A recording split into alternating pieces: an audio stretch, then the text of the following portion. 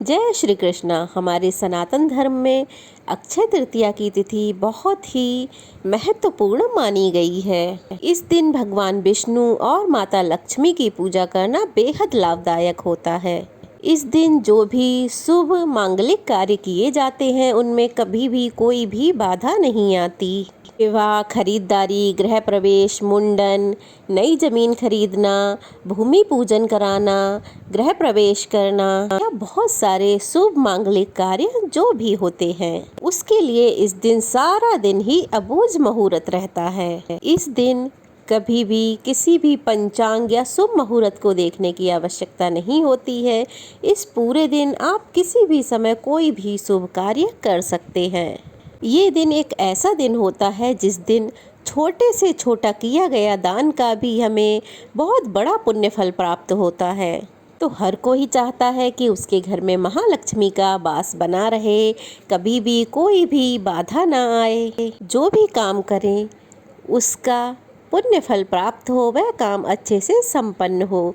तो आज की वीडियो में आप जानेंगे अक्षय तृतीया के महत्व के बारे में और किस प्रकार से आज के दिन पूजा करनी चाहिए। यदि आप उपवास रखना चाहते हैं तो उसमें किन किन बातों का ध्यान रखना चाहिए और किन किन वस्तुओं का दान करना और किन किन वस्तुओं की खरीदारी करना और उनसे पुण्य फल प्राप्त करना, इसके साथ ही आप सुनेंगे अक्षय तृतीया की कथा। इस बार यानी कि 2024 में अक्षय तृतीया 10 मई दिन शुक्रवार को मनाई जाएगी। इस दिन भगवान परशुराम की जयंती भी मनाई जाएगी। तो चलिए जानते हैं अक्षय तृतीया का शुभ मुहूर्त क्या रहेगा। अक्षय तृतीया 10 मई शुक्रवार को सुबह 4:17 पर शुरू होगी और इसका समापन 11 मई के दिन सुबह 2:50 पर होगा। अक्षय तृतीया का शुभ मुहूर्त 10 मई के दिन सुबह 5:49 से लेकर 12:23 के बीच है। मान्यता है कि अक्षय तृतीया के शुभ मुहूर्त में किए गए कार्य में बहुत सफलता प्राप्त होती है। इस दिन आप कोई भी शुभ कार्य करेंगे, कोई भी नया कार्य करेंगे, उसमें आपको कोई परेशानियों का सामना नहीं करना पड़ेगा। इस दिन आपको अगर हो सके तो पवित्र नदियों में स्नान करना चाहिए और अगर ऐसा करना संभव ना हो तो घर के ही पानी में गंगा जल डाल के स्नान करना चाहिए। व्रत रखने वाले व्यक्तियों को सुबह जल्दी उठकर यानी ब्रह्म मुहूर्त में उठकर स्नान करके पूजा पाठ करना चाहिए। घर को साफ करके उसमें गंगा जल छिड़कना चाहिए, फिर सूर्य देवता को अर्घ देना चाहिए। जल के लोटे में काले तिल और शक्कर मिलाकर सूर्य देवता को अर्घ देना चाहिए और 1 लोटा जल अपने पितरों के नाम से भी अर्पण करना चाहिए, क्योंकि अक्षय तृतीया के दिन पितरों के निमित्त किया गया दान तर्पण उन्हें नरक से मुक्ति दिलाता है और उन्हें मोक्ष की प्राप्ति होती है। इसके बाद जो लोग भी व्रत रखना चाहते हो उन्हें भगवान विष्णु के सामने बैठकर हाथ में जल या पुष्प लेकर व्रत रखने का संकल्प लेना चाहिए।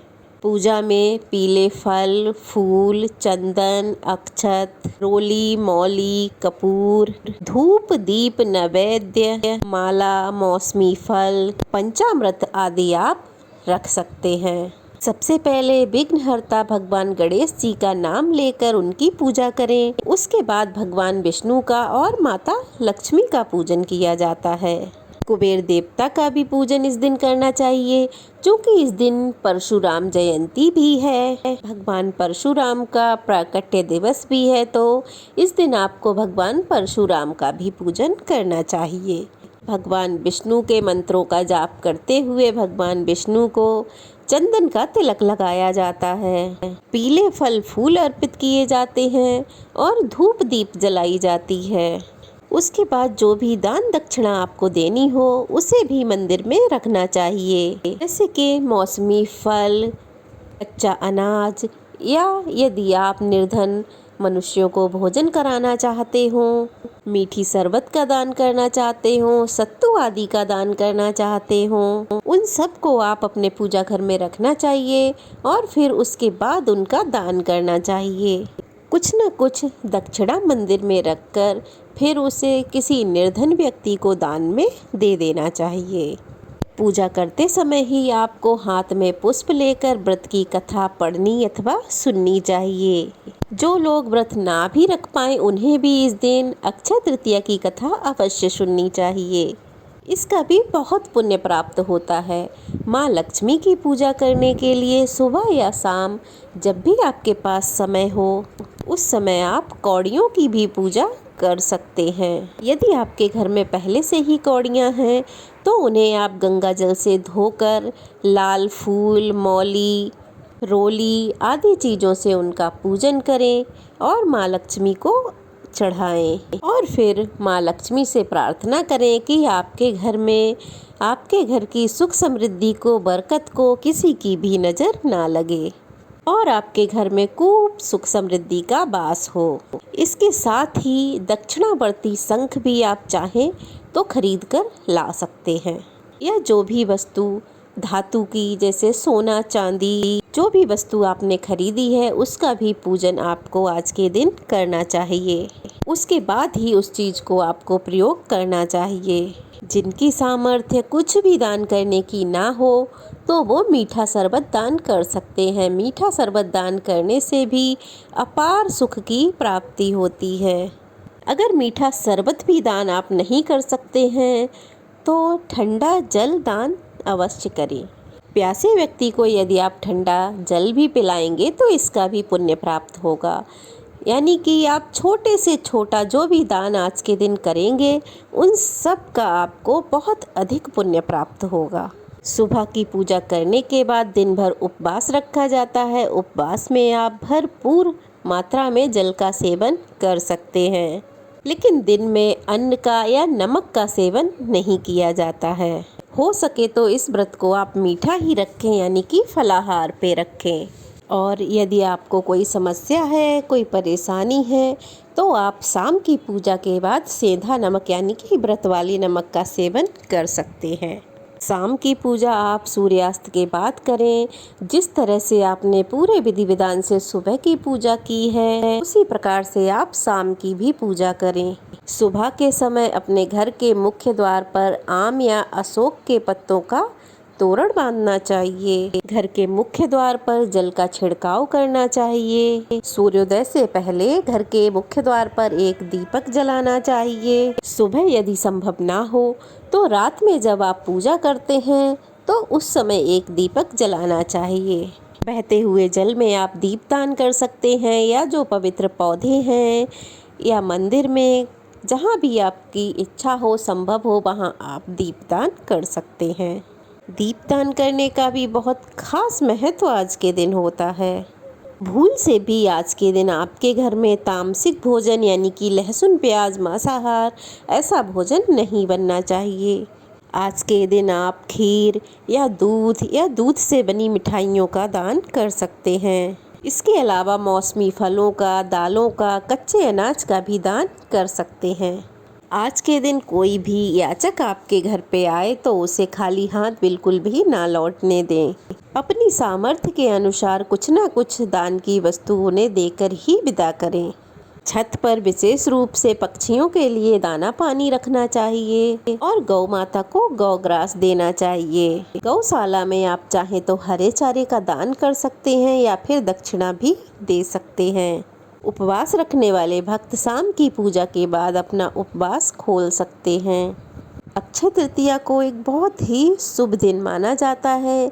भगवान परशुराम का प्राकट्य भी आज के दिन ही हुआ था। यह तिथि चिरंजीवी तिथि कहलाती है। त्रेता युग का आगमन भी इसी तिथि से हुआ था। इसे युगादि तिथि भी कहते हैं। इसीलिए इस दिन किए गए दान, पूजा पाठ का अक्षय फल मिलता है। भगवान विष्णु का अवतार, नर नारायण का अवतार भी आज ही के दिन हुआ था। ब्रह्मा जी के पुत्र अक्षय कुमार का जन्मदिन भी इसी दिन माना जाता है। इसी दिन महाभारत का युद्ध भी समाप्त हुआ था और द्वापर युग का समापन भी इसी दिन हुआ था। सबसे खास बात, वृंदावन में सिर्फ आज ही के दिन श्री बांके बिहारी जी के चरणों के दर्शन होते हैं और यह सर्व सिद्ध मुहूर्त माना जाता है। इसीलिए इस दिन बिना पंचांग देखे कोई भी शुभ मांगलिक कार्य किया जा सकता है। अक्षय तृतीया की कथा का वर्णन भविष्य पुराण में मिलता है।